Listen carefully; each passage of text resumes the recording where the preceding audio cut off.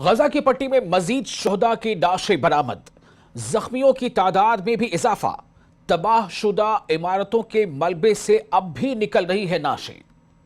قابض اسرائیلی فوج کی جنوبی شام میں بھی ڈر اندازی۔ دوستو، میں ہوں آپ کا میزبان وصال اعظم اور آپ دیکھ رہے ہیں نیوز 18 کا social media plate form. Gaza میں وزارت صحت نے قابض اسرائیل کی جاری سفاکیت اور جارحیت کے نتیجے میں جو وہاں پر لوگوں کی موتیں ہوئی ہیں، اب بھی جیسا کہ غزہ کے لوگ کہہ رہے ہیں کہ اب بھی زخمیوں کے ساتھ ساتھ زخمیوں کی تو کافی بڑی تعداد وہاں پر ہو چکی ہے، لیکن ان کا یہ کہنا ہے کہ اب بھی ملبے سے دبی کئی شہداء کی لاشیں نکل رہی ہیں اور یہ جو اعداد و شمار ان میں لگاتار اضافہ ہوتا جا رہا ہے۔ ساتھ ہی آپ کو بتا دیں کہ اس امر کی بھی تصدیق کی گئی ہے کہ اب بھی بڑی تعداد میں افراد ملبے تلے اور سڑکوں پر پھنسے ہوئے ہیں۔ کافی ایسے افراد ہیں جو ملبے میں پھنسے ہوئے ہیں۔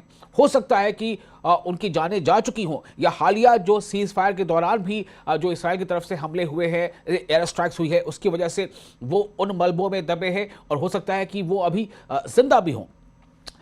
چونکہ ہنگامی طبی یعنی میڈیکل ٹیمیں اور سول ڈیفنس کے عملے کی رسائی وہاں تک ممکن نہیں ہو سکی ہے جہاں پر وہ ملبہ پڑا ہے۔ وزارت صحت نے اپنے روزانہ شماریاتی رپورٹ میں، جو رپورٹ ہر دن وزارت صحت فلسطین کی وزارت صحت جو دیتی ہے، اس میں اس بات کا ذکر کیا ہے کہ گزشتہ 48 گھنٹوں کے دوران غزہ کے ہسپتالوں نے 3 نئے شہداء کو وصول کیا۔ اب آپ سوچیں، ملبوں سے اب بھی لاشیں نکالی جا رہی ہیں، اب بھی لاشیں وہاں پائی جا رہی ہیں۔ چونکہ کیا ہوا تھا کہ جب اسرائیل نے لگاتار حملے کیے تھے، اس دوران اسرائیل ایک بار جیسے کسی عمارت پر حملہ ہو گیا، کچھ دیر کے بعد وہاں پر میڈیکل ٹیم پہنچی اور انہوں نے ریسکیو آپریشن چلانا شروع کیا، اسی دوران پھر حملے ہو جاتے تھے۔ تو جو ریسکیو ٹیم پہنچتی تھی ان کی بھی وہ بیچارے پھنس جاتے تھے، وہ بھی ان کی موتیں ہو جاتی تھیں۔ تو کئی بار ایسے حالات پیدا ہو گئے کہ انسان وہاں پر جو لوگ ہیں وہ جانتے بوجھتے ہوئے بھی اور چاہتے ہوئے بھی وہ ملبے کے قریب نہیں جا سکتے تھے، کیونکہ ہر پل انہیں خطرہ ہوتا تھا کہ کبھی بھی دوبارہ حملہ ہو سکتا ہے۔ اور اس کے بعد حالات اتنے خراب ہو گئے، جو ریسورسز ہوتے ہیں، جو مشینیں ہوتی ہیں، کھدائی کے جو آلات ہوتے ہیں، ان کی بھی کمی پڑنے لگی، جس کے نتیجے میں یہ جانتے ہوئے کہ اس ملبے کے نیچے، اس عمارت کے ملبے کے نیچے کئی لوگ دبے ہوئے ہیں، لیکن ان کی بیچارگی محسوس کیجئے، ان کی بے بسی کو سمجھیے کہ وہ کچھ نہیں کر سکتے تھے، کیونکہ ان کے پاس یہ ساز و سامان نہیں تھے۔ اوپر سے حملے کا ڈر الگ ستاتا رہتا تھا۔ تو اس وقت یہ جو خبر آئی اس کے مطابق ابھی بھی ملبے سے کئی لوگوں کی لاشیں نکالی گئی ہیں، جبکہ 18 افراد الگ الگ شدت کے زخموں کے ساتھ داخل ہوئے ہیں۔ یعنی یہ جو زخموں کے ساتھ جو افراد داخل ہوئے، ظاہر سی بات ہے جنگ بندی کے پہلے کے لوگ نہیں ہیں، بلکہ جنگ بندی کے بعد جو لگاتار سیز فائر کی خلاف ورزی کرتے ہوئے اسرائیلی فوج یا اسرائیلی فائٹر جیٹس جو حملے کر رہے ہیں، اس کے نتیجے میں عمارت کے ملبے میں دبے لوگ ہیں وہ زخمی حالت میں نکالے جا رہے ہیں۔ رپورٹ میں یہ بات بھی سامنے آئی ہے کہ 11 اکتوبر سے جاری جنگ بندی یعنی 11 اکتوبر 2025 سے جاری جنگ بندی کے باوجود شہداء کی تعداد 418 تک پہنچ چکی ہے، چونکہ غزہ کے لوگ انہیں شہید مانتے ہیں۔ انہیں یہ لگتا ہے کہ وہ اپنے وطن کی حفاظت، اپنی زمین کی حفاظت کی وجہ سے وہاں محسود ہیں، وہاں موجود ہیں، وہ جو کر سکتے ہیں اپنے حفاظت کے لیے، اپنی زمین کی حفاظت کے لیے، اپنے وطن کی حفاظت کے لیے وہ کر رہے ہیں، بھلے ہی اس میں ان کی جانیں جا رہی ہوں، اس لیے وہ انہیں شہید مانتے ہیں۔ جبکہ آپ کو یہ بھی بتا دیں کہ زخمیوں کی تعداد 1171 درج کی گئی ہے۔ یہ 1171 لوگ زخمی ہوئے ہیں۔ کب سے کب تک؟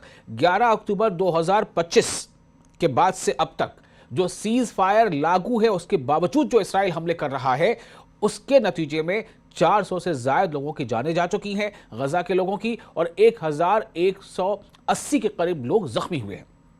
اس کے ساتھ اب تک 684 جو شہداء ہیں، میں بار بار کہہ رہا ہوں کہ جو اس پوری کوشش میں کے دوران جو لوگ وہاں جن کی جانیں جا رہی ہیں، ان کو غزہ کے لوگ شہید کے مانتے ہیں۔ تو جیسے کہتے ہیں نا، کوئی فریڈم فائٹر ہوتا ہے، اپنی زمین، اپنے ملک کی آزادی کے لیے جو لڑائی لڑتا ہے، یا جو اپنی ملک کے لڑائی کے لیے جو جدوجہد کرتا ہے، آزادی کے لیے جدوجہد کرتا ہے، اسے فریڈم فائٹر کہتے ہیں، تو شہید کہتے ہیں۔ تو 684 شہداء کو ملبے تلے یا مختلف علاقوں سے نکالا جا چکا ہے۔ یہ کب سے کب تک کی بات ہے؟ یہ سیز فائر لاگو اس کے بعد इतने लोगों को मलबे से निकाला जा चुका है अब तक। अब आप सोचें, न जाने कितने सैकड़ों लोग मलबे के नीचे अभी दबे होंगे, क्योंकि कई इमारतें जो ऊंची ऊंची इमारतें थीं, 10 मंजिला इमारतें, 12 मंजिला इमारतें, 8 मंजिला इमारतें, वो इमारतें जब ज़मींबोस हुई हैं तो जाहिर सी बात है उसका मलबा कितना ज़्यादा रहा होगा। उस मलबे के नीचे जो लोग दब गए, कई लोगों की जानें चली गई, और कुछ ऐसे हैं जो सीज़ फायर के दौरान के हमले के दौरान जो इमारतें ज़मींबोस हुई हैं उसमें कुछ अभी भी ज़ख्मी हालत में उस मलबे के नीचे दबे हुए हैं। वजारत सेहत ने इस बात की भी निशानदेही की है कि 7 अक्टूबर 2023 से शुरू होने वाले इस्राएली हमलों के दौरान मजमूई तौर पर 80,000 के करीब फ़लस्तीनी लोग, गज़ा के लोग शहीद हो गए, उनकी जानें चली गई, और 1,80,000 के आसपास जो है वो ज़ख्मी हुए हैं। ये कब से कब तक? अक्टूबर 2023 से लेकर अब तक, जो कि गज़ा की हिस्ट्री की, गज़ा की तारीख की सबसे हौलनाक इंसानी सानहात में शामिल है। वज़ारत सेहत ने कहा है कि 26 दिसंबर 2025 से 2 जनवरी 2026 तक नए आदाद शुमार की तस्दीक और इसमें मारे जाने वाले लोगों की कमेटी से मंजूरी के बाद 110 मजीद लोगों की जाने को, जो शहीद हुए हैं, उन्हें मजमूई आदाद में शामिल किया गया है। ये फ़लस्तीन की जो वजारत है उसका कहना है। वजारत सेहत ने खबरदार किया है कि काबिज़ इसराइल के मुसलसल बमबारी और महदूद वसाइल, यानी एक तो बमबारी ज़बरदस्त हो रही है और फ़लस्तीनियों के पास, गज़ा के लोगों के पास बहुत महदूद रिसोर्सेज हैं, बहुत लिमिटेड जो है उनके पास, ये कह लीजिए कि चाराजोई है या मशीनें हैं या लिमिटेड जो है रिसोर्सेज है, जिसकी वजह से वो मलबे से अपने लोगों को निकाल सकें। तो महदूद वसाइल की वजह से शहरियों की मुश्किलात में बहुत ज़्यादा बढ़ोतरी हो गई है और इमदादी कार्रवाइयों की नाकामी से इंसानी नुकसान मजीद बढ़ने का खदशा है। चूँकि इसराइल लगातार वैसे तमाम NGOs जो नॉन गवर्नमेंटल ऑर्गेनाइजेशन हैं, उन्हें भी वहाँ पर अपने तौर पर वहाँ खिदमत अंजाम देने में, सेवा करने में लोगों की, उससे रोक रहा है। इसराइल रफा क्रॉसिंग में ट्रकों को रोक रहा है, गज़ा के अंदर दाखिल नहीं होने दिया जा रहा है जितनी दाखिल होने चाहिए। जिन ट्रकों में गज़ा के लोगों के लिए खाने पीने के सामान हैं, कंबल हैं, दवाइयाँ हैं, टेंट हैं, ऐसी चीज़ों से वो सामान लदे पड़े हैं, दुनिया के अलग मुल्कों से वहाँ पर सामान पहुँच रहे हैं, लेकिन इसराइल उन्हें उस तादाद में जाने नहीं दे रहा है गज़ा के अंदर जितनी तादाद में जाने की बात तय हुई थी सीज़ फायर के मुआहिदे में। अब एक और आपको बात बताते हैं, काबिज़ इसराइली फौज की जनूबी शाम यानी सीरिया में भी दरअंदाजी जारी है। यानी एक तरफ तो आप गज़ा और फ़लस्तीन में देख रहे हैं ये हालात, काबिज़ इसराइली फ़ौज की जनूबी शाम यानी सीरिया में भी दरअंदाजी जारी है। काबिज़ इसराइली फ़ौज ने हफ्ते के रोज़ जनूबी शाम के इलाके अल कनीतरा के देही इलाके में बलदा बेर अजम के दाखिली रास्ते से बलदा बरिका की समत दरअंदाजी की। बलदा मतलब शहर या शहरी इलाका, जिसको हम कहते हैं म्यूनिसिपल कॉर्पोरेशन का एरिया।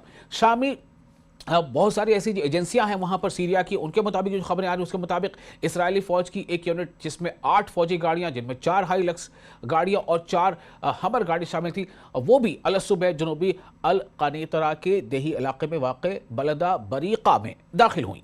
एजेंसी ने बताया कि 2 हमर और 2 हाईलक्स गाड़ियां यानी कि जो मिलिट्री व्हीकल्स हैं वो बलदा बरीका से कदीम बलदा बरीका की तरफ बढ़ी, ताहम इस दौरान किसी किस्म की चेक पोस्ट वहाँ पर कायम नहीं की गई हैं। तो लगातार आप देखिए कि गज़ा में भी सीज़ फायर की खिलाफ वर्जी हो रही है, सीज़ फायर का वायलेशन हो रहा है। वहीं दूसरी तरफ सीरिया में भी दरअंदाजी लगातार जारी है इसराइल की।